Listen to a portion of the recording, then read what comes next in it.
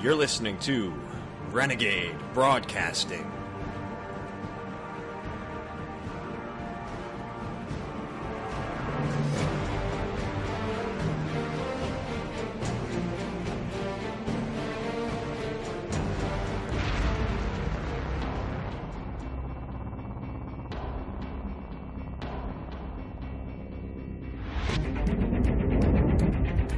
Your time has come. A storm is coming. Our storm.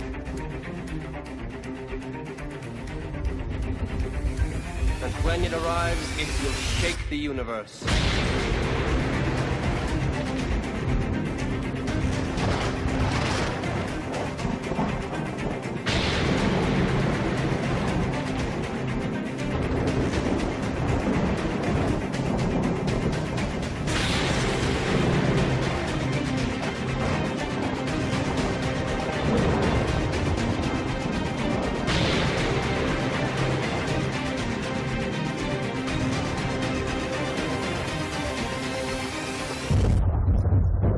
Welcome to the Solar Storm. This is your host, Kyle Hunt, coming to you August 13th, 2017. Thank you so much for tuning in here at RenegadeBroadcasting.com, where we have content for you every night of the week. Also, go over to RenegadeTribune.com.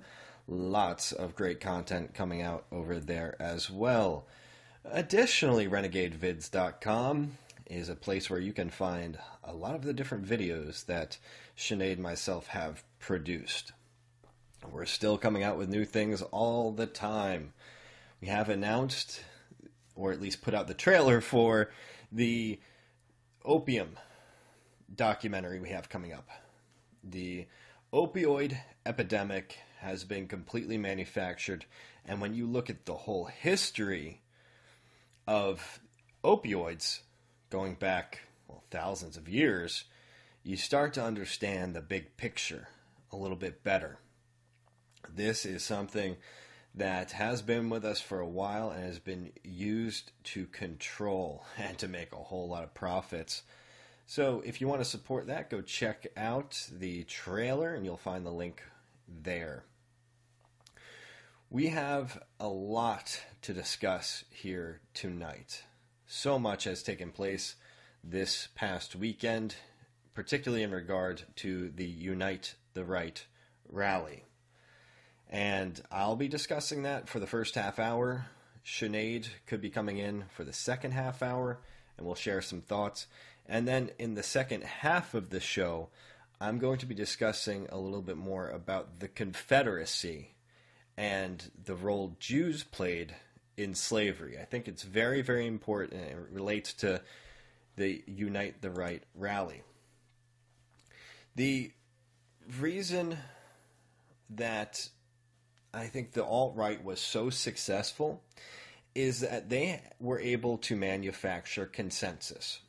They were able to really ignore dissenting views, to really expel them from their midst, so that really all that was left were the gullible goyim, the duped people, and then the Confederates. And when I say Confederates, I don't mean people who have the stars and bars on. I'm talking about the Confederates in a conspiracy. Interestingly, in the Asch conformity experiment conducted by Solomon Asch in 1954, the participants who were in on it were called Confederates. And this was an experiment that was done to really research group conformity. How people would go against their better judgment, against their instincts, against their own eyes, and would agree with the group, who they figured was just being honest, saying what they thought. And hey, I don't want to seem like I'm that much of an outlier, that I am, really, here to rock the boat. I don't want to seem like a weirdo. I'm going to play a little bit from this clip about the Asch conformity experiment to give you a better idea, discuss that a little bit more, and then mention how this idea of having Confederates in your midst relates to the alt-right. But an experiment is not a public opinion poll. It examines behavior under the pressure of social forces, as the experiment of Solomon Asch reveals. The experiment you'll be taking part in today involves the perception of lengths of lines. As you can see here, I have a number of cards, and on each card there are several lines. Your task is a very simple one. You're to look at the line on the left and determine which of the three lines on the right is equal to it in length. All right, we'll proceed in this order. You'll give your answer. Only one of the people in the group is a real subject, the fifth person with the white T-shirt. The others are Confederates of the experimenter and have been told to give wrong answers on some of the trials. The experiment begins uneventfully as subjects give their judgments. 2. 2. 2. 2. 2. 3. 3. 3. 3. But on the third trial, something happens. 2. 2. 2. 2. 2.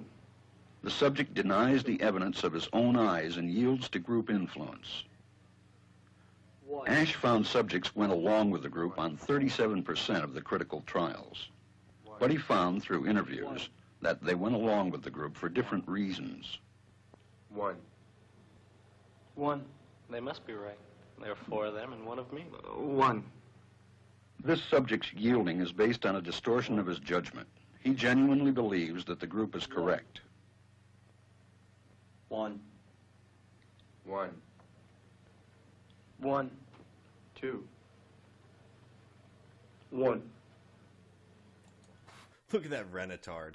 Not agreeing. Okay, you get the idea. That clip goes on for a little bit. You can look into this more yourself. It is spelled ASCH. The Asch Conformity Experiment. How many times have Jews have they studied us effectively and then based their actions upon this knowledge? They know our psychology very, very well. And conformity is complex, and I'm sure they've done a whole lot more experimentation. In fact, I know they have, with even just Facebook's conformity experiments that they run. It says here, Asch was disturbed by these results. To quote him, "The tendency to conformity in our society is so strong that reasonably intelligent and well-meaning young people are willing to call white black. This is a matter of concern. It raises questions about our ways of education and about the values that guide our conduct." There's some ways that conformity was broken. And one of these ways is if the subject was just permitted to write down their answers after they heard the answers of other people. That declined to about 1/3 of what it had been in the original experiment. There was also less conformity when there was an ally in some of the experiments. So Asch would introduce another Confederate, one who would give the right answer, the correct answer. So in the presence of this nonconformist, the test subjects would conform only about 1/4 as much as they did in the original experiment. A couple of reasons for this. First, the real answers made the subject more certain that the majority was wrong. Third, I read that incorrectly. First, the real subject observed that the majority did not ridicule the dissenter for his answers. Interesting. I bet if the first person who gave the correct answer was ridiculed, this would be a different story. Second, the dissenter's answers made the subject more certain that the majority was wrong. Third, the real subject now experienced social pressure from the dissenter as well as from the majority. Many of the subjects, who were real, later reported that they wanted to be like the nonconformist partner. Interesting. Apparently, it is difficult to be a minority of one, but not so difficult to be a minority of two. And that's why we're here for you at Renegade, so that you don't have to be a minority of one. You see with your eyes, with your research, with everything you hear, that Trump's not our guy. But yet you have the whole entirety of the alt-right through the election season saying, Trump's our guy. Trump's our guy. Trump, he's our guy. Trump, MAGA, God Emperor. And you're sitting there thinking, well, all those guys over there, they're really smart people. Dr. Kevin McDonald says it. Dr. Duke. They've got doctors in front of their names. I don't want to rock the boat. This is how we have been played and how we continue to be played. So that's why Renegade is so essential. So that we are that non-conformist element there to steer you away from the Confederates who are in on the conspiracy. A little bit more here about the Ash experiment. Apparently, people conform for two main reasons. Because they want to be liked by the group and because they believe the group is better informed than they are. Suppose you go to a fancy dinner party and notice your dismay that there are 4 forks beside your plate. When the first course arrives, you are not sure which fork to use. If you're like most people, you look around and use the fork everyone else is using. You do this because you want to be accepted by the group and because you assume the others know more about table etiquette than you do. And it's interesting with the Ash experiments that even though the people knew they were in there being tested about something, they didn't get it. They didn't understand that the people around them were acting. I've done this kind of thing myself. I studied psychology in college. You can really, it's like a little bit of sleight of hand. You tell them that you're doing an experiment about something, but the real experiment is kind of hidden from them, and it's about how they respond to what you're asking them. It's complete deception, misdirection. And people fall for it, and people are very easy to manipulate, to be honest. It's scientific. Yeah, you can't get everybody all the time, but you can get a lot of people. You can increase the likelihood of getting somebody to do what you want simply by providing them with an explanation. I've tested this myself.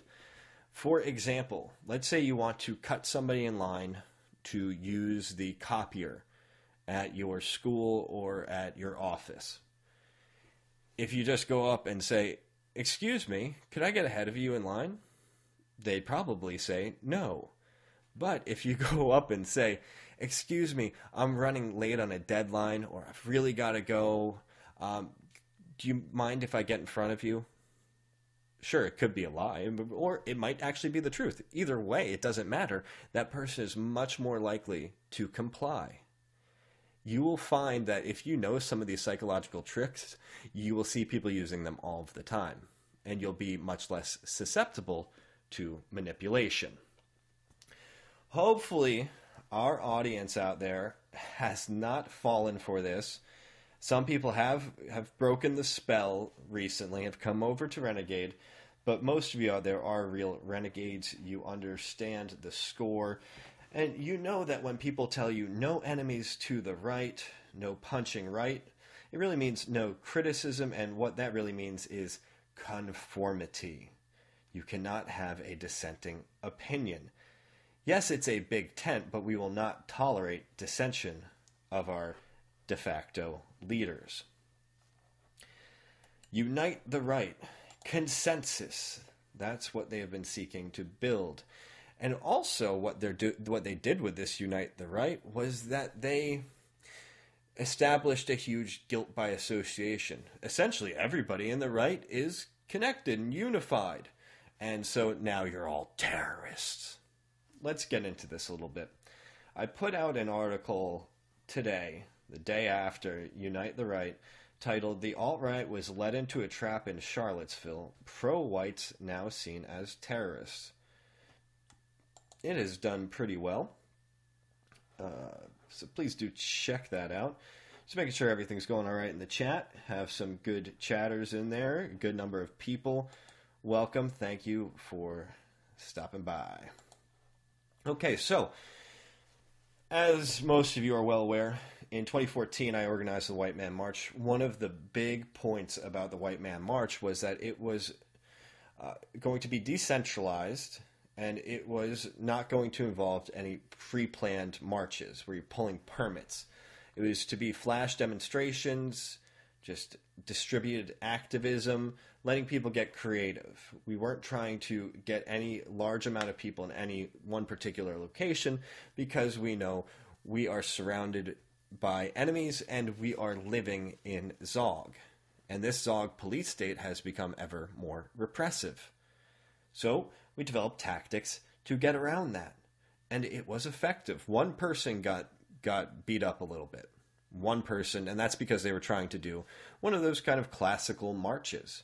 And Antifa had infiltrated their group organization and knew where they'd be. That was one person who got a little bit beat up. Now, you saw, likely, I'm sure everybody's seen what happened with Charlottesville. It's been all over the TV. Everyone in the world has seen what has happened with Charlottesville, and it has not been good optics for us. Now has it?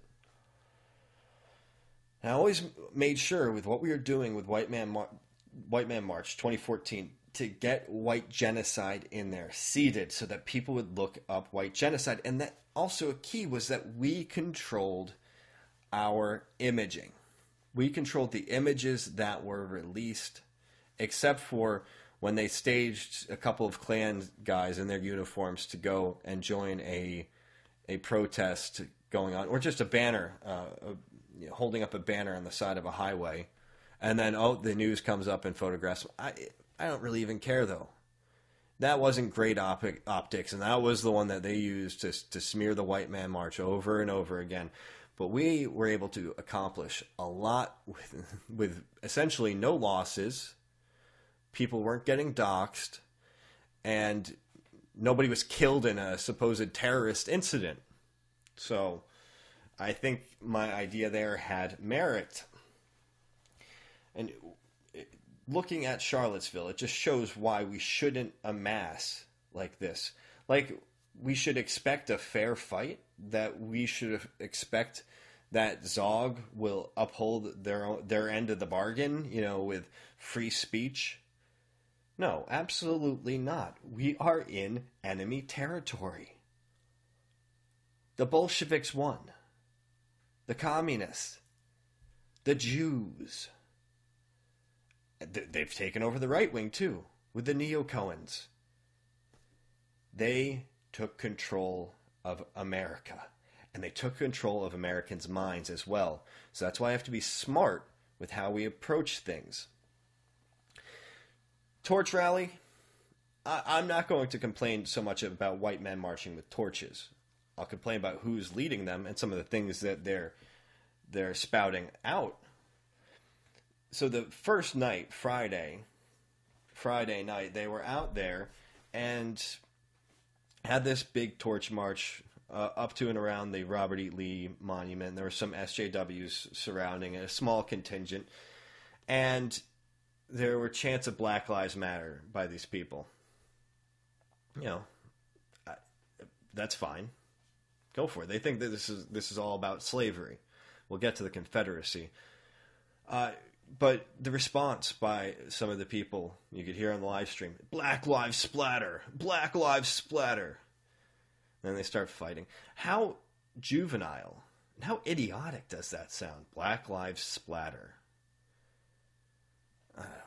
I'm just such an idealist that I would prefer to have basically the blame for slavery placed right on its the proper target, which would be Jews, because they were behind the slave trade. They owned a lot of slaves in the South.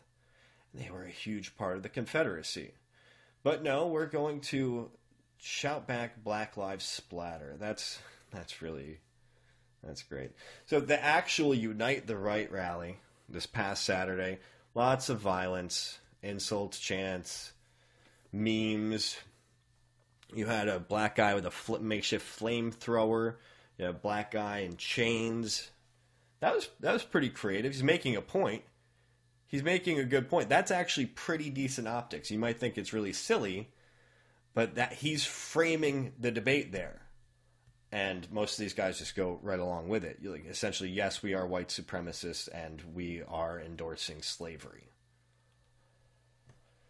yes, we're racist and we want to hold everybody else down. Oh, maybe you don't think I'm I'm right on that. We'll get to some of the things that were chanted as well. But you've got to be honest. These guys that were out there gave a lot of ammunition to our enemies. Gave a lot of ammunition. I think one of the biggest ones that really just showed how disgusting it was, to be honest, was the "White Sharia Now" chant.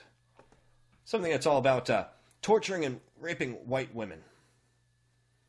Popularized by the Right Stuff, Daily Stormer crowds.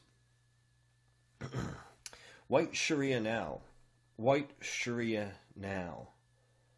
Yeah, that's really going to be something that the average person out there who's trying to understand what's going on is going to grab onto. They're gonna identify with that and say, yeah, I really support these white people who are fighting the extermination of their race, who want to impose white Sharia. Yeah, right. Let's hear a little bit of this. White Sharia now! White Sharia now! White Sharia now! White Sharia now! White Sharia now! It's just a joke. Hey guys, everything's just a joke. We're just having some fun. Just having some fun. It's not a joke. This is war. And you've taken up the enemy's position. And you're trying to smear us all, making us look like extremist Muslims. Tying us together like that. Isn't that interesting that they would do that? The only identifiable group that I can see here, besides a few Confederate flags in the background, is Vanguard America. Not to be confused with National Vanguard, but do remember that. Vanguard America. Yeah, let's make ourselves look like extremist terrorists. So the whole thing looked like a gladiatorial pit, just like all these other alt-right, right-wing, pro-Trump rallies where they square off against Antifa. It looks like a circus, absolute circus. A lot of communist flags, a lot of National Socialist flags, shields, helmets, riot police, and the National Guard was waiting there.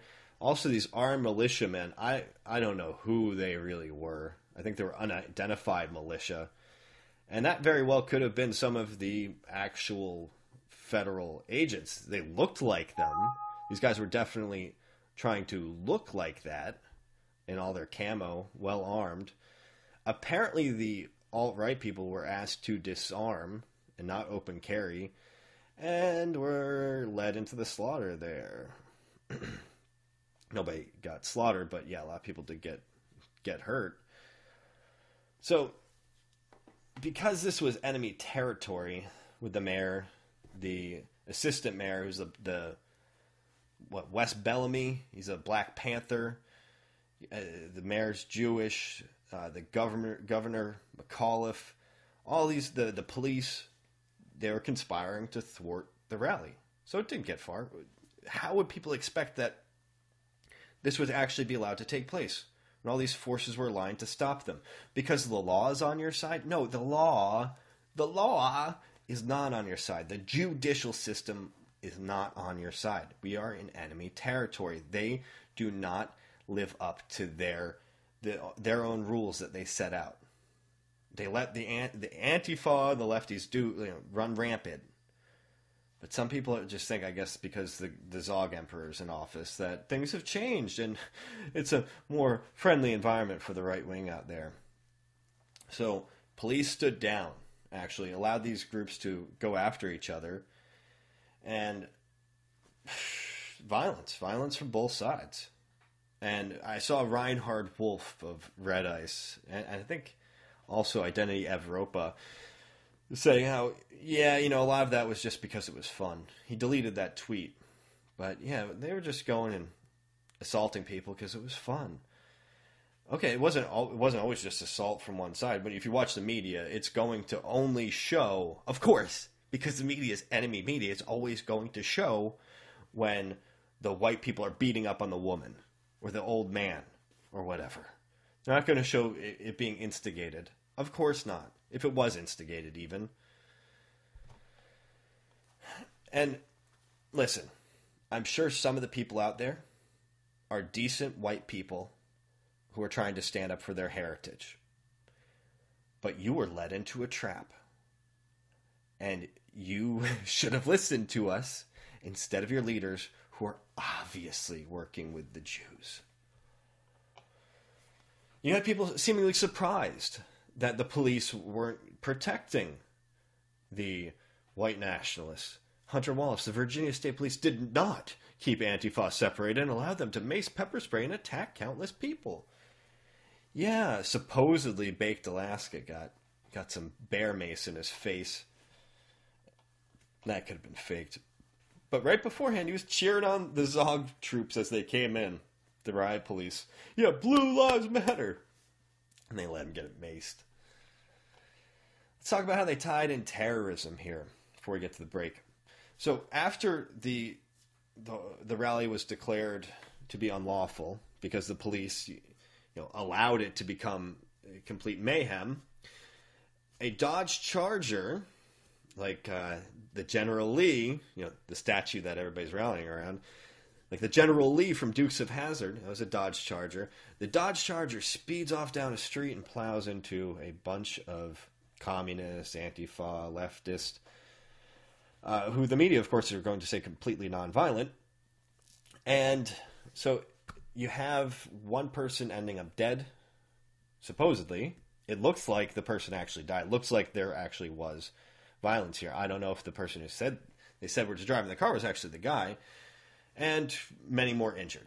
Many people injured. I'm seeing the photo, the really high-quality photo here. A lot of shoes missing. People got knocked out of their shoes, apparently. I remember Ole Damegard saying something about lots of shoes all over being an indication of some kind of staged event. I don't know exactly what happened here, but there are some suspicious elements to be sure. We'll talk more about this on the other side. Stay tuned, everyone. And I actually have Sinead here with me right now. So Sinead's going to join in on this narrative. We're talking about the terrorism here, right? Where the vehicular homicide takes place, where this alt-right guy, it was originally reported to be some young leftist, but that was wrong. It appears to be this guy associated with Vanguard America, which had previously been shouting about white Sharia, then committing this Muslim-style crime. Yeah, and throughout the day, they had all been holding up the one finger. Baked Alaska, that mustachio guy, and we've seen Richard and Baked Alaska throw up the one finger all over the place. I think you used it for one of the roundtables this week or one of the shows. So, yeah, I mean, how perfect is this for the Countering Violent Extremism Task Force that stated, plain as day, that they want to associate Islamic extremism, which we know at the end of the day is mostly Mossad created and completely fabricated. So they want to link that with white nationalist terrorism. So let's talk about whether or not I think we both can agree that this was set up. Yeah. They had a long time to plan this.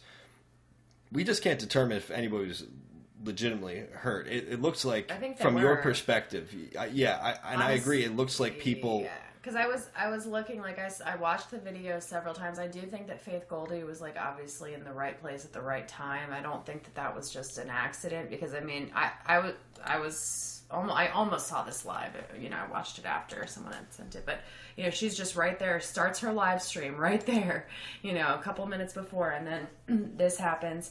And I saw the young woman who, is said to be dead. I saw the paramedics giving her CPR, and it looked like real CPR. You really can't fake CPR because you could really crack someone's chest. I mean, they were really, they were pumping at her chest, and, her body was moving. Unless that was a really good dummy, I don't know. But I know, too, in some situations they put on these bands that do the CPR for them. I don't know how these like triage kind of situations work when there's a supposed mass casualty event, or I don't know if that would be considered a mass casualty event. Well, yeah, I think with 30 people injured, that might be, but... What doesn't make sense to me either is that when I look at the pictures of the 3 cars, the 3-car pileup, I guess is what it would be technically called, the car at the front has nobody in the driver's seat. So I don't know, what was it doing there? Was that car just parked in the middle of the road? Street? Or, because there's still people, like, flying up in the air in the picture that I tweeted out, and... like, the driver couldn't have gotten out of their car, shut the door, and then, like, gone to assess the situation, because you don't see the driver of the first car anywhere. So it looks as if the car is empty. Have you seen the face of the driver of the Charger, the one that commits the crime? Because I think it's completely tinted out from what I've seen. I don't know. Well, apparently there's a shot of it, and the guy looks much leaner, not like square the jaw, fat like, kid that yeah, they're saying. More like a military man driving. Well, that makes perfect sense to me, because you would want a skilled driver that would know how to get out of there. And it looked like a very skilled driver. That was like a professional. They knew exactly what they were doing. It was interesting because it looked like some black people started, running after the car after it had initially crashed, started beating the back windshield. Then the car, reversed back and hit some more of those guys. And then just, turned off. And the streets were all clear. Like, it looked as if no cars were driving down the street. Except those cars. I've got a theory here. This just came to me. What if they planned with a stunt driver, and a few Confederates within the crowd and people who were there to capture the footage, they planned to have it with no deaths. Because... Yeah, it looked like some people really flew up in the air there, but you don't... in Faith Goldie's stream, you don't see the initial impact. Yeah. You see people roll off the car, but... Yeah, well, you could potentially use Hollywood-type stunt drivers and people who know what they're doing. Certainly and as I said, not everybody in the crowd would need to be in on it, but you have a few Confederates to make sure that everything's clear. It could have been an accident and they ended up killing a girl, and that could be why... It looks like they really did kill her. That could be why they brought down the helicopter that would have had all... Video footage. Yeah, no, they didn't... I don't think they actually brought it down, but they had to have that story so that, they're not going to analyze the footage over and over again. And people aren't going to think about it, even though that footage should have been relayed back to police headquarters and stored somewhere else. I'm sure there's got to be a feed of that was recorded. Yeah. But that is a good way to destroy all of the evidence that would have shown what really took place. Mm-hmm. And that would have implicated potentially some people who should actually be tried for that murder. Now, I'm not sure about that. This guy could have just really been an autistic alt-right guy who knew he would get praised by these idiots out here. Be a hero. They're celebrating this as a total victory. And now Weave is saying that they're going to go protest at the funeral of this young lady, Westboro Baptist style. So, I mean, why has nobody stopped this guy? Why, I mean, I'm glad that other people didn't show up to this. I'm glad that we didn't even go to confront them. I had no idea it was going to be like this. I thought it was just some kind of little, fashy meetup. But, we have to do something as a group of people left, the group of pro-whites that are left. We need to make sure that it is clear as day to the general public that we want nothing to do with this, because automatically I was getting texts from people today that I haven't heard from in a long time, because they see on the news white supremacists and they automatically, oh gosh, isn't Sinead like one of those white supremacists? Well, and they're using white nationalists a lot too, and national socialists. So as to be very specific in who they're targeting. Yeah. They didn't just want to smear white supremacists. They wanted to unite the right and be able to go after white nationalists, people who are more intelligent about what they're doing than the local Klan rally. Right. And so automatically I know that friends and family are going to think that we have something to do with this no matter how much we disavow, and they're going to be totally freaked out to have anything to do with us because we're so evil, even though we have nothing to do with this. And all of the people that organize this event hate us because we call out their crap all the time. And what obvious frauds they are. Red Ice getting hacked. Give me a break. Lana all of a sudden announces out of nowhere that she had a baby. It wasn't even like we had a baby. It was Henrik's going off to the protest and I'll be at home with the baby. Henrik announced afterwards when he explained the supposed hacking that Lana and I have had a child, so this comes at the worst time possible. Oh, please. Now, you're telling me he just left his newborn child to go to the United States? The whole thing is very suspicious because supposedly the Twitter was hacked and also the website, but I don't understand. Their PayPal's up, though. Well, I don't understand how they would get pictures of Henrik's social security and his license just laying around. Well, I mean, if they raided his house, they might be able to get pictures of those things. But why would those images either be on his Twitter or on his website? That doesn't make any sense. Right? They either hacked his entire computer and got, I mean, because I have pictures of those kind of things, like for, say, even PayPal, sometimes they'll... Right, but I don't think he's claiming they hacked his computer. Maybe his phone. Maybe he had taken pictures of these and put them on his phone. I don't know. That's a pretty stupid idea. I don't believe one damn thing that comes out of their mouths. I just think but yeah, that's a good point. It was a good excuse for Henrik not to be covering anything, and also perhaps to cover some tracks. That's what I was thinking. To cover tracks, to... There's so many. Now they're asking for more money. And they exposed, 23,000 members? And they haven't apologized. Everyone's like, what are you going to do to ensure that our credit card information, that all of this stuff isn't just, leaked and we're not targeted? They haven't answered anything. Well, I don't think that credit card information would actually be stored there. That's very insecure. Okay, well, so people are just paranoid about their information. I know. Getting out there on a list or whatever, even though they can't do anything about it. And that's why I don't think any real official organizations with membership lists are the way to go. I really don't. No. Now, if somebody was to hack into my email, they might be able to see some of my correspondence. And of course, the NSA, the CIA, all those people, they already have all that. Yeah. But, there's so much that was fishy about this day. Yeah, they hack their Twitter and their website, and then they're miraculously able to get back in, no big deal. And then it's all, poor Lana at home alone with the baby, and it's such a great excuse for Henrik to not actually have to go out and live stream. Because I remember when we met up with them 3 years or whatever it was ago, it was for the White Man March, and you all went out to hang up a banner, and Henrik was too much of a little biatch to even go do that. So I can't picture him. That was 2015. Okay. The second one. Yeah. I didn't mean the first one. Yeah, one of them. They both stayed behind. Yeah, and I mean the ladies decided to stay back because we were like, children. Someone has to be with the children, and we're not going to bring them into a dangerous situation. Even though I wanted to go, I wasn't gonna. And then of course the mysterious missing hard drive. Yeah, and then the hard drive goes missing. One more thing I want to mention about the footage. Of course, you had Faith Goldie there getting some great footage, knowing exactly where to have the camera when. Kind of like Luke Rudkowski being the guy who got the best footage of the Nathan D'Amigo Moldy Lock punch, right? Mm-hmm. Well, there was also this guy named Brennan Gilmore who was interviewed by MSNBC, CNN, all this. He had his footage rolling. He's not actually a reporter. He was the chief of staff of this guy who ran for the governor of Virginia, Tom Perriello.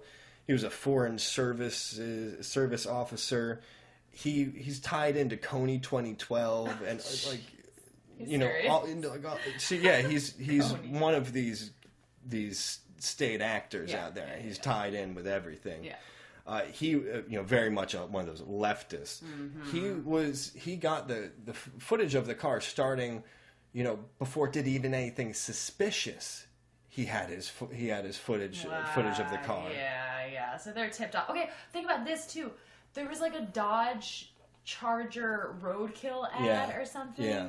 And then I think there was like another ad where it had George Washington in a Dodge Charger or something. I tweeted it out the other night. So this seems to have been, I don't know, seeded. Let's listen to just a little bit of this guy giving an interview. I think this is what I'd heard before. That looks like Adam Kokesh. Brennan Gilmore. I gotta unmute it. Today, as you saw these two factions at war with one another. Oh, it's just like cocaine. I mean, look, we saw an incident of domestic terrorism. I would not describe it as a war by any means. You had a group of nonviolent, peaceful protesters demonstrating their constitutional right to march against racism, and they were plowed down by a terrorist, from the alt-right or Nazis or whatever you want to call them. That's what I witnessed, and so I don't think there's a war between different sides. Huh. Okay. So, yeah, he definitely had a lot of talking points to spout out after he captured that footage and was interviewed by all these mainstream outlets. Knew where to be when, and had to have his camera on. Because if you didn't have your camera on, if you, let's say, you had your cell phone in your pocket, you wouldn't have enough time. That. Just like that picture that just looks a little too crisp and clear with all the shoes flying everywhere, and I don't know. I mean, I guess if you're right there, ready to go, you could snap. There were a lot of journalists on hand, so yeah. I'm not going to say that's a smoking. It has all of these signs of being somehow at least a synthetic event. Yes, and the car at the front still does not make any sense. Why there's no driver in that car and why there's no other cars on the street. It looked to me like the streets were closed down. Okay, so here's the thing. Almost no one who watches any of this on the mainstream media will even question any of these things. And within the alternative media, the people who are being blamed for it, they will never call something a staged event. No. That's been the hallmark of Daily Stormer, TRS, etc. Well, they are trying to actually say that, oh, it's staged. They're making it look like, it was one of our guys when it's not. Okay. So they're taking that angle, but then now they're just celebrating it as a victory. They're owning it. They're like, yeah, we did do that. We're going to do it again. Go harass the family members of the victim. Yeah, the victim's family members. Yeah. I mean, really? Really? Someone has to stop these people.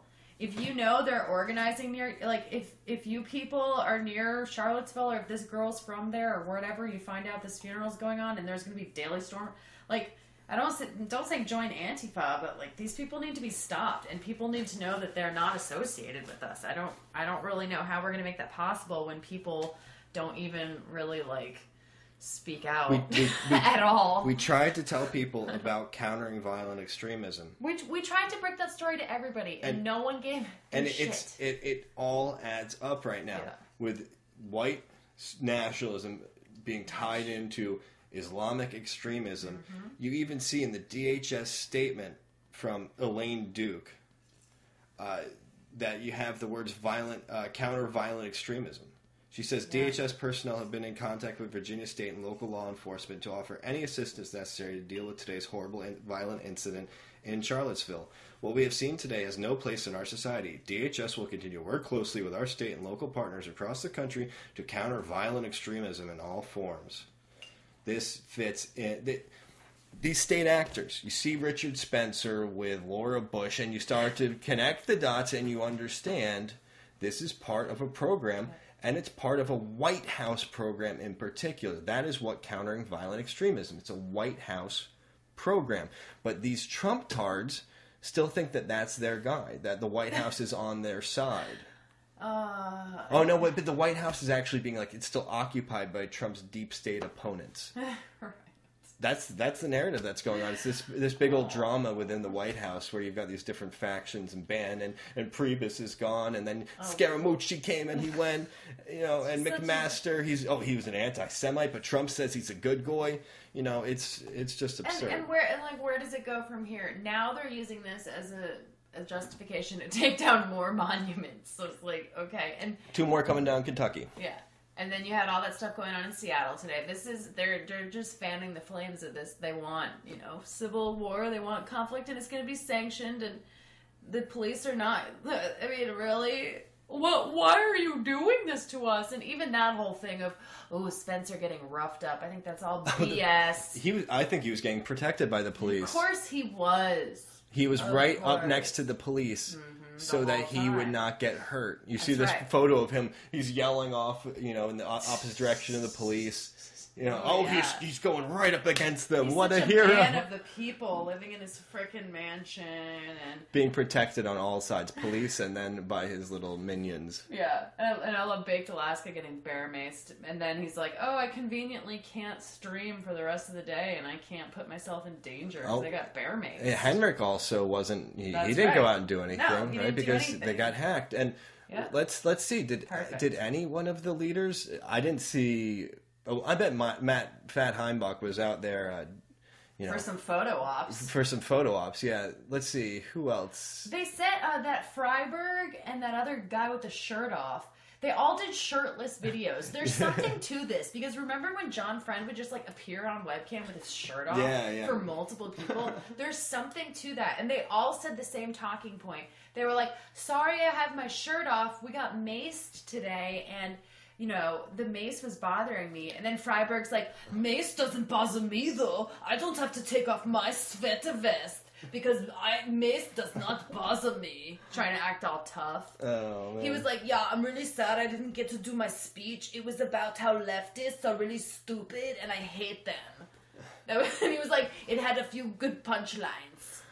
Like, these are your leaders. Mining tycoon. I don't think any of them really planned on giving speeches. I think they knew exactly what was going to happen. I think so. Sacco Vandal was on the bill to speak. The white Sharia guy who says that cunts need their clits chopped off. That's a good person to be united with. That's a great way to actually present your talking points. Oh, yeah. It really triggered me how they were using German, like, Völkisch symbolism for this disgusting Jewish event, taking our sacred symbols, our family-centered symbols, and just perverting them and making them into something evil. It's so obvious what they. I just didn't think it was going to heat up that much, and now apparently, I haven't confirmed this, but apparently the next version of this is planned for UCF, which is the University of Central Florida, very close to where we live. And I hope that's just a rumor.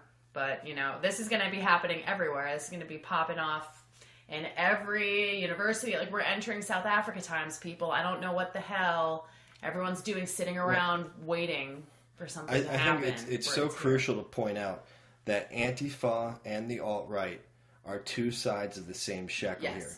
Even if the people, the rank and file, are honestly doing what they think is right. And I think on both sides, that is the case. I think there are a lot of honest people out there on the social justice warrior side who think that they're standing up and fighting against the big evil, and then the same thing on the white nationalist side. They're fighting against the commies. They're out there marching with commie flags. Look, communism killed 65 million people in Russia alone. Mm-hmm. So I understand why people are picking sides. Yeah. It's just you can't fall for the dialectic. Because the alt-right is a lesser of evil. Look, they are the same. They are the same at the head. Mm-hmm. The Arctos CEO and alt-right funder behind altright.com, Daniel Freiberg. You talked about him yourself plenty. We've mentioned him thus far. There's a picture of him with the Swedish Antifa founder Matthias Wag. They're really close to each other. He was friendly. Infiltrating Antifa. Yeah. That's the explanation he gave. I was just infiltrating. And Spencer never gave an explanation for why he was with Laura Bush. I was just infiltrating the highest echelons of the GOP. That's because no one ever gives him a hardball interview. No one ever asks him tough questions, ever. So there's so much with these characters that I went through in this article. I'm glad you pulled this one out. Well, I can't find the video. We are a kind of revolutionary movement that is analogous to the Bolsheviks. One more time. And we are a kind of revolutionary movement that is analogous to the Bolsheviks. Analogous to the Bolsheviks? We are a kind of revolutionary movement that is analogous to the Bolsheviks. Can they be? They have to tell you. That's part of the magic. They have to tell you exactly what they're doing. But wasn't the alt-right out there fighting against the commies? I saw the commie flags. Aren't they fighting against the Bolsheviks? How are they a movement that's analogous to the Bolsheviks? Mm-hmm. It seems pretty elliptical, right? Well, it is. Yeah, it is. And did you talk about the confirmation bias or whatever it is? Oh, well, group conformity, yes. Yeah. Yeah, I mean, that's exactly what's going on here. And when you're, like yourself or like myself, the sore thumb sticking out saying, no, that's not right. People will bite your head off because they want you to conform. But imagine if there weren't people saying no, being contrarian. I know it pisses people off that you and I are so contrarian to everything, but people need to be extremely suspicious of everything and dissect everything and be really skeptical. Well, what's kind of interesting to me is that on one side you've got Richard Spencer, who says he stands with the ethno-state of Israel, has a lot of respect for them. And Marx. And Marx, of course. And then on the other side, you have Antifa, and there are plenty of photos out there where it says Antifa means I stand with Israel. Mm-hmm. You know, the big banners. Yeah. Antifa stands with Israel. Yeah. And also, Antifa loves Marx as well. Mm-hmm. So there you go. But he said a few pro-white things, and he was all over the news as the white nationalist leader, so therefore we need to protect him. I mean, the people that don't get this by now, I fucking hate you because you're so stupid. He hailed our people, though. Oh, God. I try not to get mad at them, so I just usually block them and, like, don't even waste my energy on them because it's like, you are so retarded that I don't even have time to sit there and try and help you. You are that retarded. So it's like, I gotta just move on and focus on the people that actually are willing to use their brain or whatever's left of our brains that we have. I mean, we don't. Do we need to go over these guys again? I did in the Apparently article. We do. Mike Enoch's, Jew wife, and then he turns out to be a Jew. He has. I mean, I could play the clips, but we don't need to hear that again. He says Jews didn't do 9/11. That's just a stupid meme. Us Jews. When he talks, he says us Jews. he says when I'm around other Jews. Yeah. Well, he says that also that. I can just play the clip here. Yeah. Let's not try and paraphrase. But in terms of who's going to be part of this movement, I would say, yeah, like, it's got to be white people, and really Jews should be excluded. And if you're going to let in a mixed Jewish person, then they really have to have done something to earn that. Mm-hmm. And I think that in my case, I did. Yeah. Okay. A mixed Jewish person. And then the other clip where he says around other Jews. I love how he's setting the standards for our movement, right? Oh, and he's like, as a Jew, I want to tell you what you can do and what you can't do. He and David Duke were joined at the hip. Oh, yeah. Excuse me, Dr. Duke. Did you call him? No. Refer to me as Doctor. That's what he used to say to me. I was like, wow. Yeah, he and Duke were joined at the hip for the whole Unite the Kike. Augustus Sol Invictus, another one of the speakers there. The picture of him with the Star of David on his forearm. Someone tried to explain that away, like, no, it's the Crowley star. Like, oh yeah, that's so much better. That makes it a lot better. Yeah. It's clearly a Jewish star. Go sacrifice another goat. Yeah, it's like, okay, so they're the same exact thing. What is your point? Crowley is Talmudic. I think we've discussed the WWE star Baked Alaska enough. Oh my I need milk. Sorry, fam. That was so funny when he goes, sorry, fam. Oh, we tried to auto-tune it. We tried so hard to auto-tune him yelling, I need milk. yeah, we tried. It didn't work. We tried. It was going to be so funny. But it's because he wasn't singing. It didn't work. Yeah. There's got to be a way. Someone out there can auto-tune that. I need milk. Sorry, fam. I got to do a remix. Then Fat Heimbach. Yeah. Oh, and I'm probably going to play this part of the clip in the next segment, simply because it's going to lead into the whole Confederate discussion. Yes, which is really important.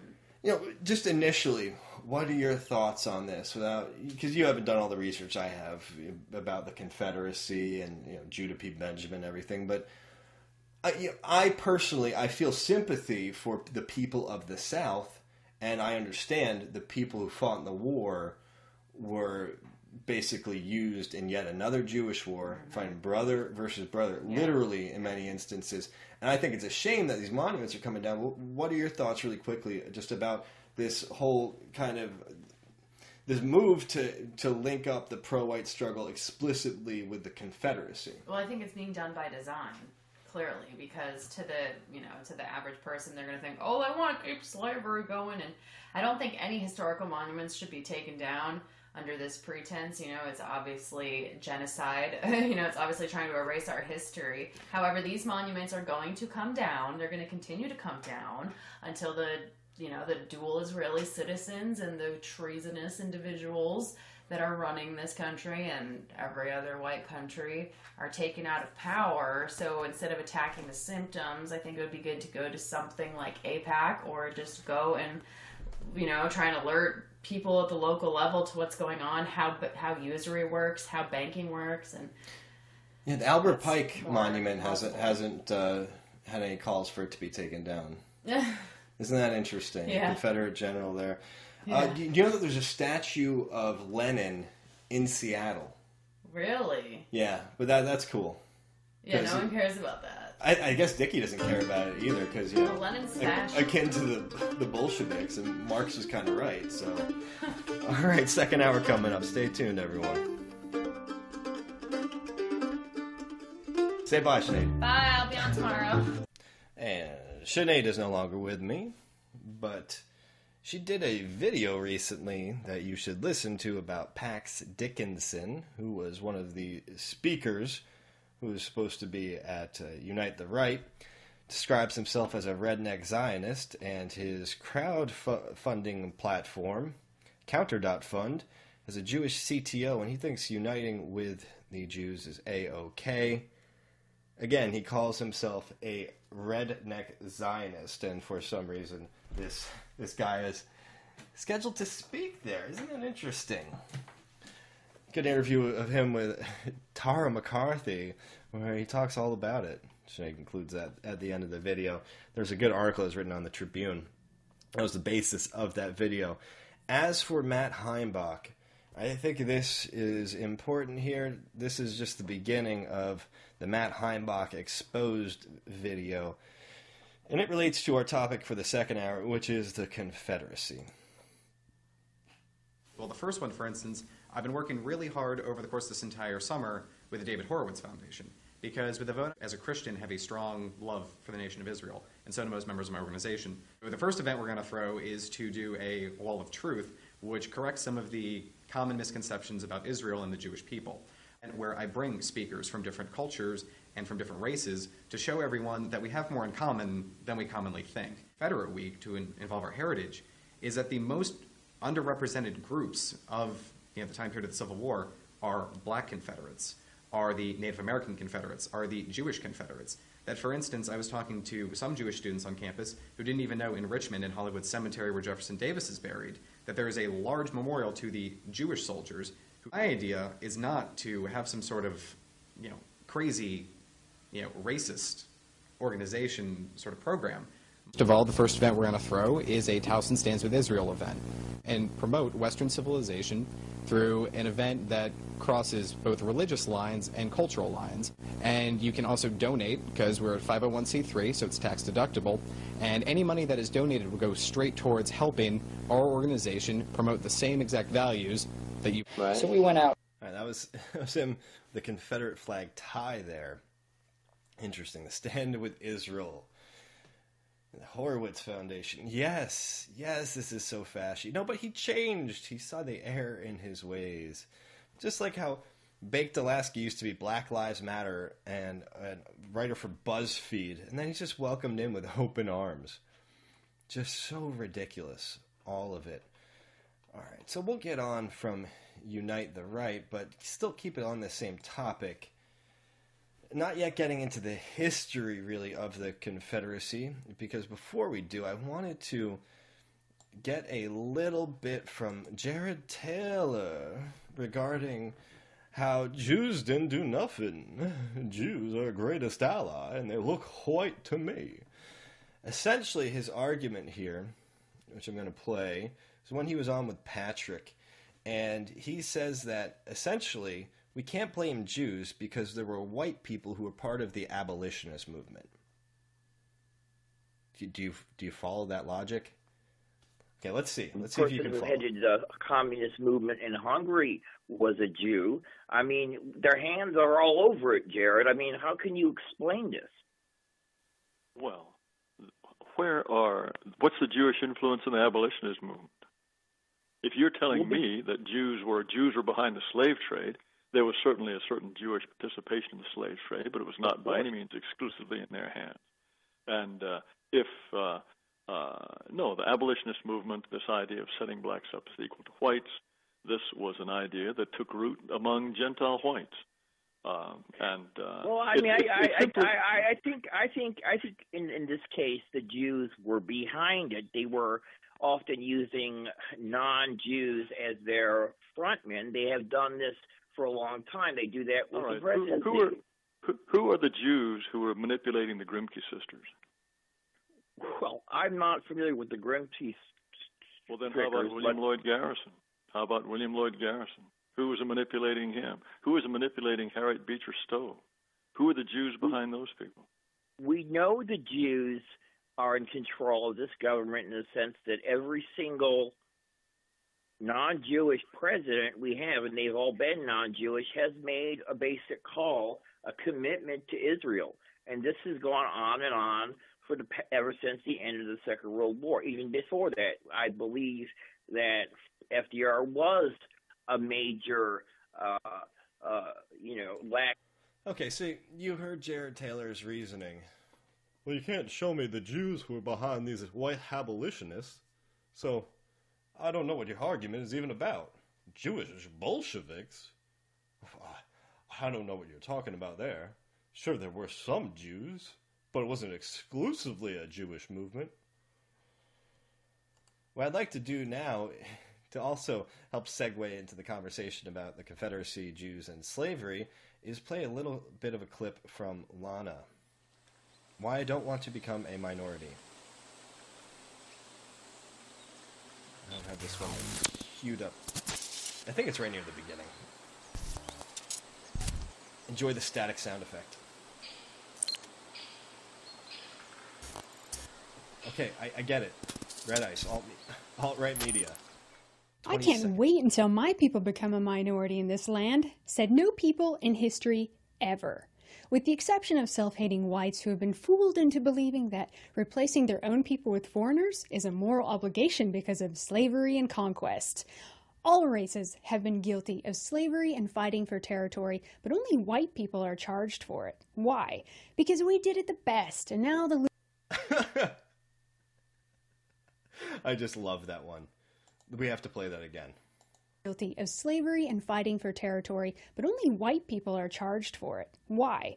Because we did it the best, and now the losers are complaining on us as a tactic to guilt us over into surrendering our land and giving them free stuff. Pure. Well, they just hate us because white people did slavery the best. Don't you get it? Yeah, that's really interesting. You know who actually did slavery the best?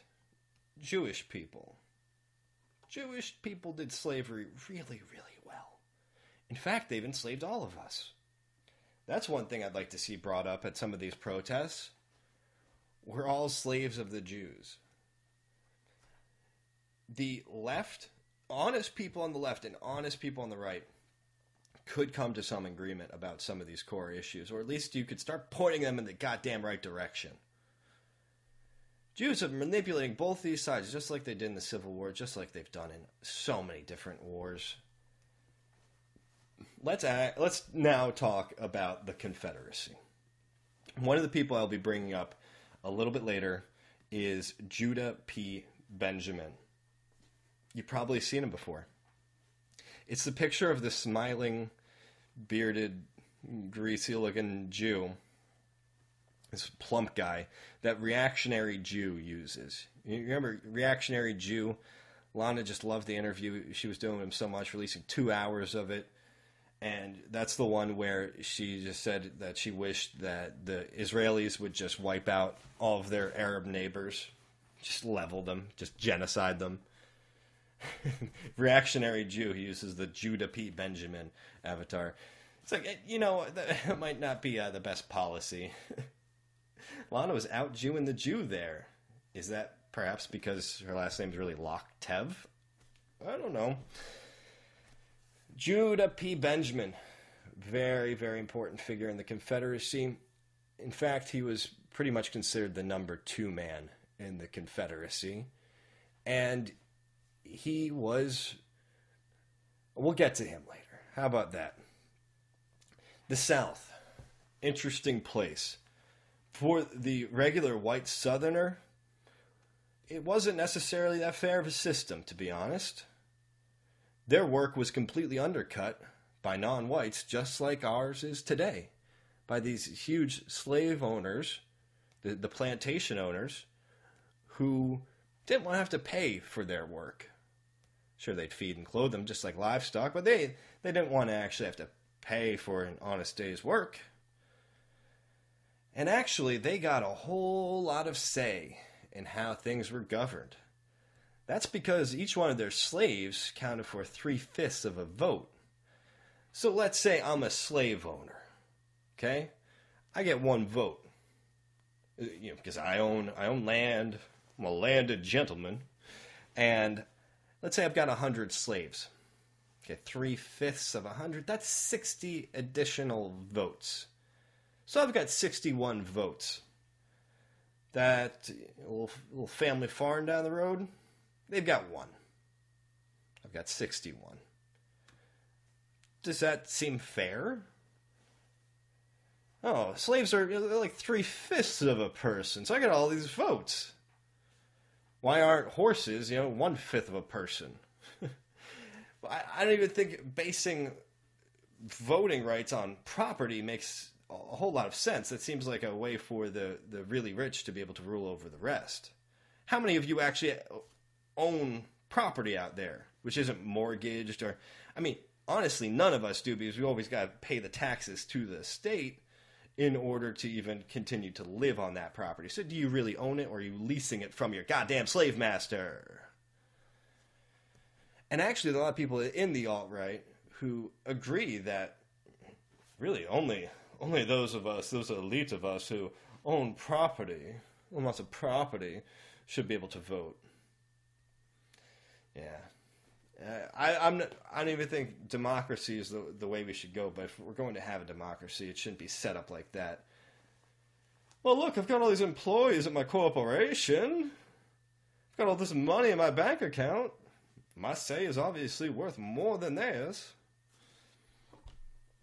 Let's talk about the great masters of slavery. Did you know the oldest synagogue in America was built by Aaron Lopez? He was a Jewish slave trader. You had plenty of Jewish writers: Cecil Roth, Wilfred Samuels, Seymour Liebman, Moshe Kahan, saying that Jews were all involved in different levels of the African slave trade. Who brought the slaves to America? Go check it out. It's a pretty good read. You know who actually made up the first people to start to organize to abolish slavery? It was white Christians. White Christians are the ones who were doing it. Oh, those were cucked individuals wanted to end the Jewish ownership of the slave trade. Times of Israel admits here, Jews thoroughly accepted slavery, its practices and rules, and ingrained it into the fabric and day-to-day living of their lives. Whichever economic pursuit Southern Jews were involved in, or their economic status in Southern society, they were fervent advocates of slavery. Jews participated in the plantation lifestyle, adhered to Southern norms in their treatment of their slaves, and were even involved in slave trading. On Jewish-owned plantations, slaves would work as either field hands or house servants, while urban-dwelling Jews would own slaves that worked in their homes and businesses or hired them out, while a smaller number of Jews even participated in the slave trade. Yeah, they did. A lot.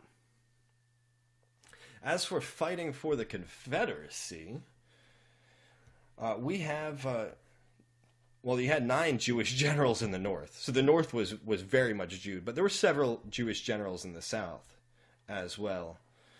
The historian Jew, Robert Rosen, he talks about Jewish Confederates. I'm going to skip that clip. I don't have all that much time left. Jewish historian Dale Rosengarten quotes a Talmudic precept. The law of the land is the law of the Jews. From a modern perspective, it seems anomalous that a people whose history hinged on an epic escape from servitude would not only have been actually been deeply troubled by America's institution of slavery, but, they weren't. Because they weren't the SJW Jews back then. They hadn't transformed their figure to be advocating for the Schwarzes then. They wanted to ingratiate themselves and ingrain themselves into white society. By far, America's largest Jewish community in New York, the Jews of New York, the real gangs of New York. They were overwhelmingly pro-Southern, pro-slavery, and anti-Lincoln, at least in the early years of the war. When the tide started turning, things shifted a little bit.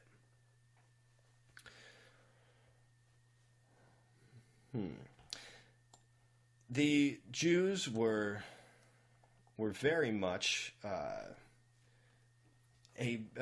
welcomed within the Southern society. Here's from New York Times, Passover in the Confederacy. While the South, like everywhere else, did exhibit anti-Semitism, many Southern Jews felt the North was more deeply anti-Semitic. Popular Northern newspapers denigrated Jews. Harper's Weekly said that all Jews were secessionists, copperheads, and rebels. Other papers blamed the Jews for destroying the national credit. Union General Ulysses S. Grant exhibited the greatest bigotry of all when he issued General Orders No. 11 in December 1862, which was the most sweeping anti-Jewish regulation in all of American history, according to Rabbi Bertram W. Korn. The orders called for the expulsion of all Jews within 24 hours from Grant's territory at the time, which included parts of Kentucky, Tennessee, and Mississippi. Grant and his men believed Jews were solely responsible for the common practice of illegal trade with the enemy, a forbidden but economically necessary practice. Some Jews did engage in such illicit commerce, but so did a lot of people on both sides. To add to the offensiveness of the order, Union soldiers forced Jews from their homes, confiscated their possessions, denied them rail transportation even as they were being evicted from their towns, revoked trade licenses and imprisoned them. A few weeks later, when Lincoln found out about the order, he revoked it. "Oh, good Father Abraham, I do not like to hear a class or nationality condemned on account of a few sinners," he said. And I might get a chance to play this before we close out the show, but the order of Grant, you know, it could have been something just to really, you know, rally together the Jews. Because when he got into office, he loved Jews all over his administration. And he was very, very pro-Jew after that order that he gave. In the South, Jews lived as everyone lived, and many Southern Jews accepted, alongside their co-religionists, the institution of slavery. Jews in America are very much a part of the American political landscape of their time. They're not necessarily different, says Lance J. Sussman, the senior rabbi at Reformed Congregation Kenneth Israel in Elkins Park, PA. And a visiting They are often, this is a great quote by him, they are often chameleon-like. Southern Jews and many Northern Jews had no issue with slavery. That said, Jewish opinions on slavery were not exclusively regional. New York's Morris Raffel, the leading American rabbi of the period, shocked many Jews and non-Jews by defending slavery on biblical grounds, saying in 1861 that, quote, slavery has existed since earliest times, that slaveholding is no sin, that slave property is expressly placed under the protection of the Ten Commandments, and that the reason Africans were slaves in America was because that's what God wanted for them. According to Rabbi Sussman, the Civil War was a turning point for Jews in coming to see that slavery was wrong and based in racism, and that the experience put the modern American Jew on a path of advocating for and supporting civil rights and empowerment for all people. That must be why they started the NAACP. For thousands of years of history, nobody believed that valuing a human being as a commodity was inherently wrong, Rabbi Sussman said. The Passover narrative, he adds, didn't become an abolitionist-related story until well after World War II in the civil rights era. He says, originally, Passover was theological. It's about redemption and the power of God. It's not really about setting human beings free in a universal way. And I'll read the rest in a Jewish voice. The text says that God frees the Hebrew slaves because God loves the Hebrews. God doesn't free all slaves for all of humanity, or send Moses out to become the William Lloyd Garrison of the ancient free world. No, the biblical God wasn't about freeing all slaves. What, are you kidding me? He's about freeing the Jews. Oy vey. Here's an article from Actually, first, before I get to that, something to note. The outcome of the nation's great existential crisis made possible the open and most welcoming society Jews had ever encountered, what some Jew had coined as the Golden America. So the outcome of the Civil War created the Golden America of Jewry. Oh, no more bigotry. It's not allowed. Okay? So we're just going to be able to, get up all in the northern businesses and the media. Well, you don't want to be a bigot like those damn Confederates. To forget the fact of the matter that, a lot of slave-old Jews. No. Don't worry about that. We changed our ways. We're SJW Jews now. The Jews caught up in that crisis were transformed by it. In turn, they helped transform the America that emerged from it. From the forward. This article from the Washington Times, 2002, says that more than 10,000 Jews fought for the Confederacy. I'm not going to go through and talk about these Jews, the Cohens, and all the rest. Lots of Jews. And at least they fought. There are a lot of Jews who don't fight in the wars that they instigate. These ones actually fought, some of them with distinction, it looks like. But it just goes to show that the narrative that we have about what the Confederacy was really all about is a little bit skewed intentionally. And the Confederacy now is shown as just being this blemish on white history in general. But, such few white people in the South and in all of America actually owned slaves at the time. Very small percentage, under 2% in general, of white Americans held slaves. 1860 was about, 1.4%? With Jews, I think it was about a quarter of the Jews in the South held slaves. Yeah, it wasn't as many, but proportionally, they had a whole lot of influence, didn't they? 10,000 Jews fighting for the Confederacy. That's interesting. What I'd like to do next is, before we turn to Judah P. Benjamin in the last half hour, I will look at the call board. Nobody's there. Gonna look at the chat, see if there's anything urgent going on, if I'm still on the air. Assume everything's all good. Yeah. All right, what I'd like to do is read a review of We Thought They Were White. Now, this doesn't even exist anymore. It was taken down off of Weebly. And it was a black man. But this is a write-up of it. We thought they were white. An African-American apologizes for misattributed perceptions of white racism against blacks perpetrated by Jews. Quote from Dontel Jackson here. Reality is that the white race had little to do with the slave trade and took our ancestors away from Africa and sold them into bondage in the New World. And this isn't what is being pushed in all of these different rallies. The alt-right is not informing anybody about the real nature of the slave trade, about the Jewish role in enslaving us all. No. Nope, they revel in it. We're white supremacists. Yeah. In his courageously narrative-defying website, Dontel Jackson discusses how European Americans have been framed for crimes against humanity committed by the nearly indistinguishable Jewish race. Well, distinguishable for us. And how African Americans have been propagandized into believing that the lie so that the actual perpetrators might never be brought to justice.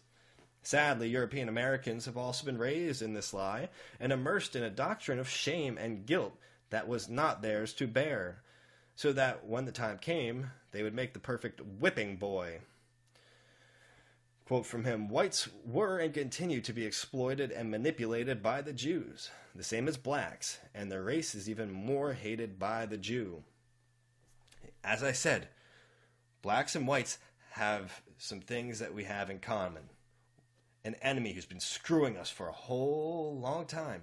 Except for some of our people, he gives these little handouts. He acts friendly. To the blacks of the NAACP. Well, to the whites with the alt-right. Especially to the WASP elite. Oh yeah, he's definitely helped them make some money. They sold out They sold out our people for a few damn shekels. A few highlights of this narrative distortion include how black and white children are not taught that the slave ships were largely owned and operated by Jews, or that the first American slave owners were black. Black and white children are not taught about the quantity of slaves that were white, though most historians agree that roughly 2/3 of all whites came to the colonies in some form of bondage. That's a lot. Black and white children are not taught about how white slaves were valued at much less, 50 sterling for a black slave versus a maximum of 5 sterling for a white indentured servant, and treated worse than their African counterparts, as a requirement that they be released in a few years actually made them more expendable to the masters. Black and white children are not taught that the white race actually comprised a smaller percentage of slave owners in the United States than free blacks. About 28% of free blacks owned slaves, compared to the roughly 1.4% of white owners of black slaves. 1860 census.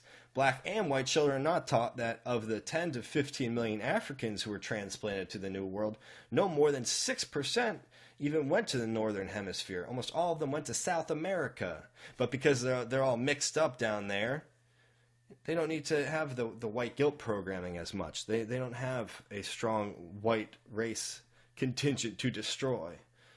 Black and white children are not taught about how the Muslim trade of African and European slaves lasted centuries longer than any white European involvement did, or about how white Christian Americans were the first to push for the abolition of slavery as a practice. All right, last half hour coming up. I've got quite a bit more to get through. Welcome back. Heathen Vegan in the chat says that Dontel Jackson was a fake. Still some good writing anyway, and it is true. Some black propaganda, pretending to be a black man, putting out the propaganda. You know, there is the very real secret relationship between blacks and Jews. Volume 1 and Volume 2 put out by Minister Farrakhan. Yeah, I definitely don't agree with him on a whole lot of things, but it seem to be pretty important books that they put out. I still will continue with some of this write-up, not all of it, from somebody at Steam It. You can take a look. Since it is very much valid. Although it is illegal in 17 countries to even investigate the actual history of Jewish persecution, name one other race that is allowed to throw you in prison for simply examining its history, today in America, black and white peoples are being led into a race war that has been strategically fostered by Group C, feeding disinformation to both Groups A and B. If either race is to rise above it for the betterment of their people, both will have to realize the ways in which they have been manipulated in order to unite against the true common enemy. They listed Zionism. Yeah, I understand. I'd say it'd be Judaism in general. Or Jewishness. Let's call it Jewishness. They like to rail on and on about whiteness. We need to bring down the real enemy. We need to destroy Jewishness. In July of... Okay. Never mind that. The establishment needs a populace divided. When people are isolated and categorized, they're easier to control. Yeah, okay. I wish there was a black person out there giving this message in a strong way, and not a fake black person. I'd like to invite all of my black brothers and sisters to join me in untangling the lies, deceptions, and half-truths that have been foisted upon us as a race, and to explore the history of what has been done to us as a... Not good at the accent. Explore the true history of what has been done to us as a people by those who are more than happy to encourage us to think these wrongs were committed against us by whites. Now, there were some wrongs committed against black people by whites, and there were some wrongs committed to whites by black people. Let's start to get over it. Let's start to realize that we've got some important issues to deal with, and I don't know when the last time was a black man was in charge of the Federal Reserve. So, let's prioritize here. That's what I'd like to call for, a prioritization. Let's talk a little bit about the leadership of the Confederacy. Jefferson Davis, of course, was the president. And then you had Lincoln on the other side. Both of them apparently were homosexuals. That could have been the case. Lincoln, you've got the log cabin Republicans even giving a nod to that. But there were a lot of rumors about Jefferson Davis, and in particular his relationship, which spanned many, many years, with Judah P. Benjamin. There's some reports about them even going around holding hands, and Mrs. Davis was a little bit surprised by how close Judah P. Benjamin and Jefferson Davis were. Now, I'm not trying to slander the dead president of the Confederacy, but hey, this guy was in bed with a Jew. Take that as literally as you want. Okay? Now, I think it's important to make it clear that by criticizing the Confederacy, I am not criticizing all Confederates or the principles of secession. There were a lot of heroic gentlemen who were part of the Confederacy, and there were some good people who were part of the Union as well. There certainly were. And it is absolutely disgusting, deplorable, horrific what was done with Sherman's March to the Sea. Lincoln was a tyrant, gave many tyrannical orders. But for right now, let's continue talking about the Confederacy and Judah P. Benjamin. He was actually the first U.S. senator who was Jewish, who hadn't renounced his faith or anything like that, hadn't converted. He was the first open Jewish senator. This was for the whole U.S. before secession. He had married a rich Catholic wife, and she had left him a number of times. She was living in France. I think she was in Paris. Convinced her to come back. She left again, probably because the Jew was a homo. But this rich Catholic wife did provide him a way to kind of be a little social climber. Judah, though he left Yale. I think it was because of gambling charges. He was able to become a pretty prominent lawyer. He seemed to be a pretty good lawyer. I don't know how to define a good lawyer, but he did well with his cases. Let's say that. Ended up owning about 140 slaves. Apparently, had some kind of relationship with General Albert Pike as well. Of course, he would. We'll learn he was Secretary of War. Salomon de Rothschild was very enamored with the man. He deemed Benjamin the greatest mind in North America in 1861. Greatest mind in North America. Judah P. Benjamin. He's an interesting man. During a debate about slavery on the Senate floor, abolitionist Ben Wade of Ohio had actually called Judah Benjamin an Israelite in Egyptian clothing. And Benjamin replied, "It is true that I am a Jew, and when my ancestors were receiving their 10 commandments from the immediate deity, amidst the thundering and lightnings of Mount Sinai, the ancestors of my opponent were herding swine in the forests of Great Britain." Oh, I'm such an advanced Jew. When my people were talking to Yahweh back in the Sinai Desert, so close to God, your people, they were herding swine in Great Britain. Actually, he stole this quote. Stole it from Benjamin Disraeli, another Jew with the name of Benjamin who was very, very prominent.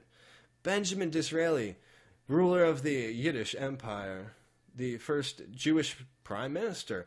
Isn't it funny how these prominent Jews rose around the same time? Their lifespans, the lifelines actually correspond pretty well. So Disraeli's reply was actually a little bit more appropriate because Daniel O'Connell is an Irish member, had given some kind of anti-Semitic slur to Disraeli. And Disraeli replied, "Yes, I am a Jew. Yes, I'm a Jew. And when the ancestors of the right honorable gentleman were brutal savages in an unknown island, mine were priests in the Temple of Solomon." So the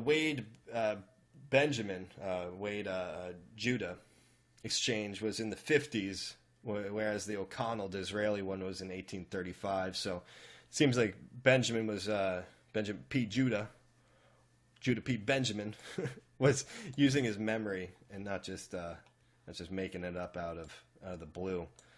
But again, it doesn't really fit that well said, you know, the guy's saying you're an Israelite in Egyptian clothing. I'd take that actually as a wolf in sheep's clothing, but saying, oh yeah, I'm a Jew, and you're a filthy frickin' animal. But the thing is very confused too, because supposedly the Israelites are being enslaved by the Egyptians. Whatever. We'll move on. Benjamin was very much against the anti-slavery book Uncle Tom's Cabin, just like Jared Jews look white to me, Taylor. Spoke out against Harriet Beecher Stowe, said that slaves were actually very well treated, and that the plantain punishments, such as whipping or branding, were more merciful than sentences of imprisonment that a white man might receive in the North for similar conduct. There's actually an argument that a Jew lawyer could make about that. I mean, is it more humane to whip somebody for a day and then, you know, he's still out in the sun, able to see his family or whatever? Or is it, you know, is it worse to put somebody away for a few years? That's such a Jewish argument, though, in general. Benjamin said that basically the Southern right to own slaves was guaranteed by the Constitution, because basically the argument was there was no more right for Northern people to rob him of a slave than it would be for him to connive at horse stealing. So basically, trying to free slaves was like trying to, you know, steal somebody's horse. So the relationship between Davis and Benjamin that went back to their time in the Senate together, the U.S. Senate, was what helped propel him into such prominence within the Confederacy. Now, Judah P. Benjamin, he could have had a pretty prominent role. He was actually offered the spot on the Supreme Court. We got a whole bunch of Jews on the Supreme Court now, but he was offered a role in the Supreme Court back then. He turned that down because he would not be able to continue his law practice, which was very, very profitable. Whereas if he was still to remain a senator, he could. So yeah, he broke with the U.S. Senate, gave some speech about, you know, the coming clash. Left the U.S. Capitol and went down to Louisiana. I believe that's where he went next. Yeah, he became the Attorney General at first of the Confederacy under Jefferson Davis, and he would soon move into the position of Secretary of War, which was vacated. Now, he was seen as Jefferson Davis's pet Jew, actually. Diarist Mary Chestnut said that the mob calls him Mr. Davis's pet Jew. He was not very well liked. And that was particularly because the South did not have very many arms with which to supply its soldiers at different battles. So he, as the Secretary of War, was used as something of a scapegoat. There was a general's son named John Wise who wrote a popular book about the South, the end of an era, 1899. He said that Benjamin, quote, had more brains and less heart than any other civic leader in the South. The Confederacy and its collapse were no more to Judah P. Benjamin than last year's bird nest. So a lot of people really didn't think that Judah P. Benjamin really gave a whole rat's ass about their cause. Diarist Sally Ann Brock Putnam wrote, Mr. Benjamin was not forgiven. This act on the part of the president in promoting Benjamin, in defiance of public opinion, was considered as unwise, arbitrary, and a reckless risk of risking his reputation and popularity. Benjamin was ever afterwards unpopular in the Confederacy, and particularly in Virginia. Throughout his time as Secretary of State, didn't even get there. Yeah, so eventually he was made Secretary of State, and his goal, his mission, was to get Great Britain, France, and other countries to recognize the Confederacy and to really open up trade with them. But nobody was really likely to do so until some of their other allies would jump on board. Like France, they wouldn't do so until Britain would agree to support the Confederacy. And none of these countries were going to do that until they could prove that they could actually win. So a lot of their potential allies were kind of just waiting around and saying, you know, if you can show us some success, we'll get behind your cause. What's really interesting about Judah P. Benjamin is that he actually acted as the Confederacy's acting president. The Secretary of State convened a cabinet meeting, expelled the remaining British consuls in the Confederate because they weren't agreeing to go along, and this was then he notified Davis by letter. So Judah P. Benjamin, as Secretary of State, he expelled the British consuls, and this supposedly made him the Confederacy's acting president, which would be the first Jewish president, the first openly Jewish president. Now, he did expel the British consuls, but what happened to him when the war was lost?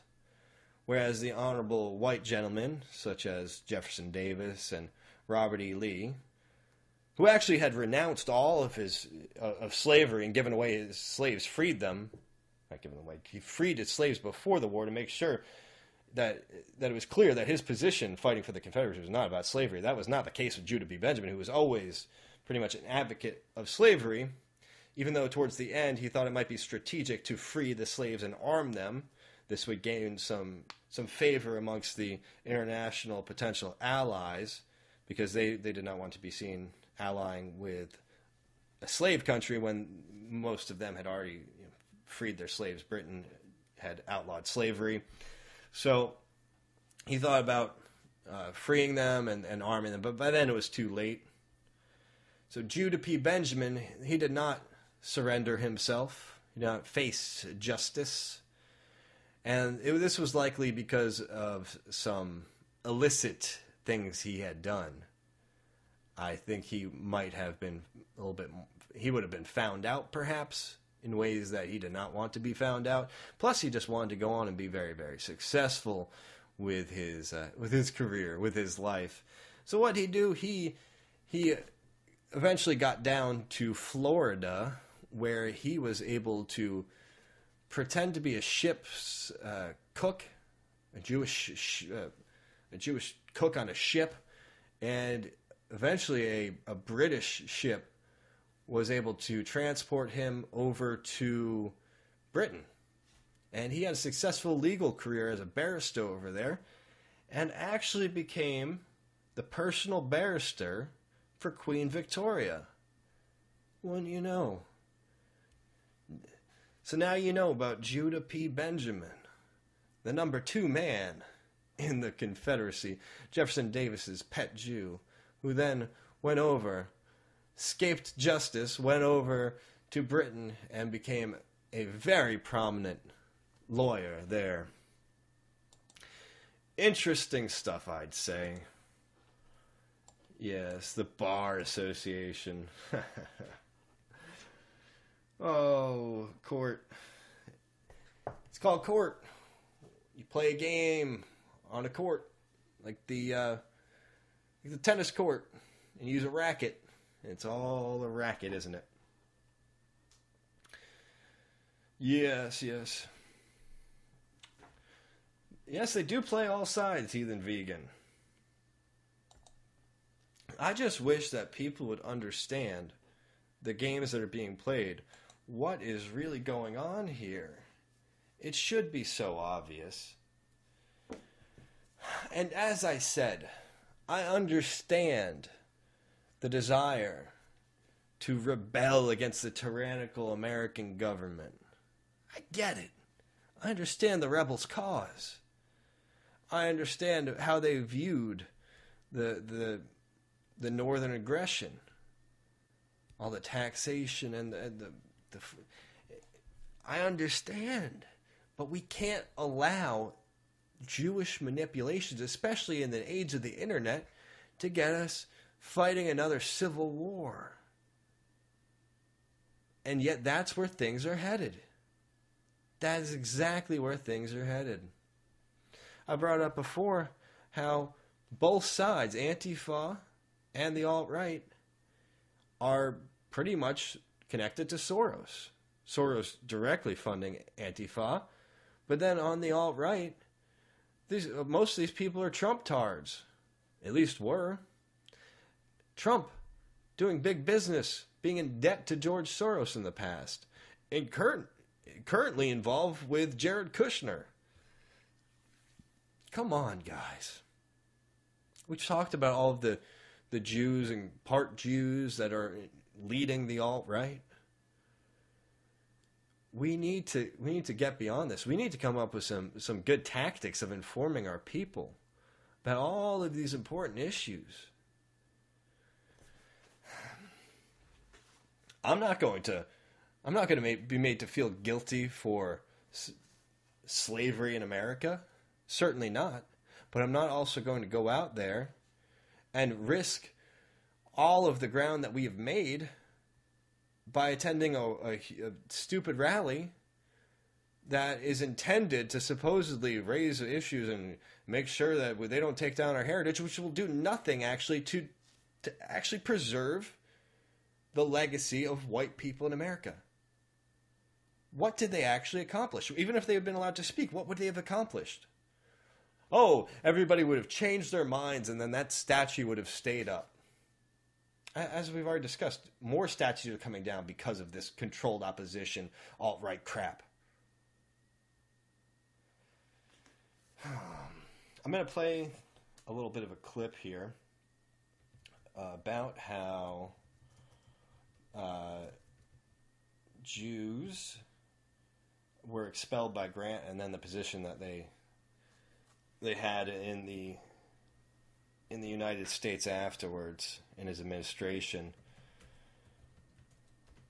Just gotta find this one right now. I hope you all have found this show to be somewhat useful.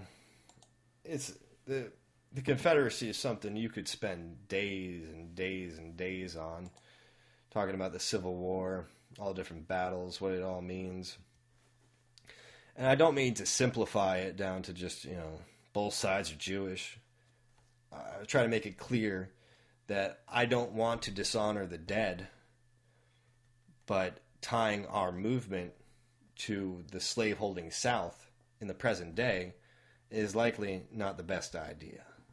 Just trying to be strategic about this, trying to win this war here and now, and not get embroiled in a war that we can't win. We can't win a war against all of the lefties, anybody who has progressive values, and we can't, and fighting every single other people in this world, including our own. Most of our people are not with us. We need to be smart about this, strategic. We need to learn guerrilla tactics, like I've been advocating for so long. Okay, I'm going to play this clip before we run out of time, just about what happened in the North after Grant expelled those Jews.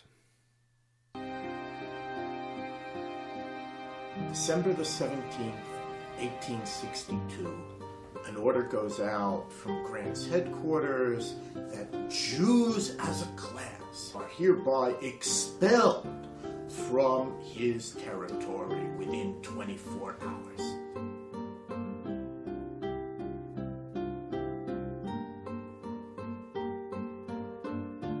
Grant's order, December the 17th, really comes just a couple of weeks before the Emancipation Proclamation is finally issued, January the 1st, 1863, and that juxtaposition was truly understood by people at the time. One paper actually printed the two documents one above the other.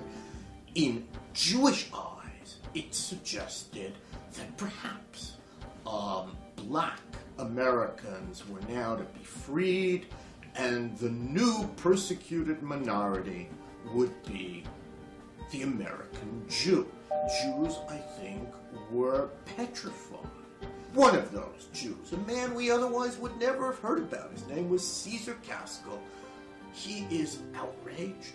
He sends telegrams to Washington. He writes a dispatch which the Associated Press carries across the country.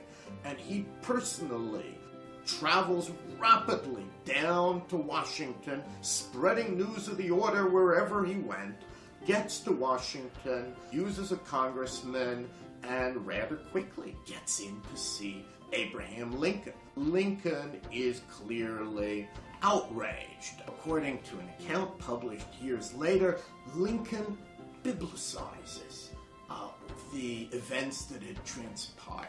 And so the children of Israel were driven from the happy land of Canaan, Lincoln is supposed to have told Caesar Gaskell, and he cleverly replied, yes, and that is why we have come unto Father Abraham's bosom, seeking protection. And that protection they shall have at once. Grant's General Order Number 11 helped to politicize the American Jewish community, organize them. Never before 1868, when Grant runs for president, are Jews so deeply involved in politics on a Jewish issue. But the order also changes Grant. The nationwide debate over the order during the election campaign clearly had a major effect upon him. He came to understand that this was a very serious blemish on his record. No sooner does he win the election than he issues an unprecedented apology. But it wasn't just words. He probably appoints more Jews to public office than all previous presidents combined. And Grant articulates a human rights-based foreign policy. First time, to my knowledge, that happens in America. For Grant, the great lesson of General Orders Number 11 is we don't treat people as a class, we treat them as individuals. All right. So when people are saying, unite the right, I don't know, I think we come out with something better like gather the goyim. We don't need to be united, but we need to gather people towards the cause of freedom from Jewish tyranny. I'm not going to renounce my pro-white positions. No, definitely not. But I'm also not here to stoke up animosity between other races. We need to keep things prioritized. We need to get to the root of the problem, and the more people we have fighting with us rather than against us, the better. And those people out there in the controlled opposition who are following along with the controlled opposition leaders are gathering a lot of enemies for us and making our jobs a whole lot more difficult. We're going to be facing a lot of harsh criticism, a lot of crackdown in the very near future because of this event, because of the white supremacist terrorism. So I urge you all to be cautious, to be prepared, and to be ever more resolved in the righteousness of our cause. Let's think strategically. Let's be intelligent here. And let us not get dismayed by all of the gullible goyim out there who have fallen into these traps time and time again. Our enemies know us very well. They study our psychology. But hey, you've got an ally here. I'm willing to call a spade a spade. Spade 2 plus 2 does equal 4, Winston. Much more to come here on Renegade Broadcasting. Thanks for listening.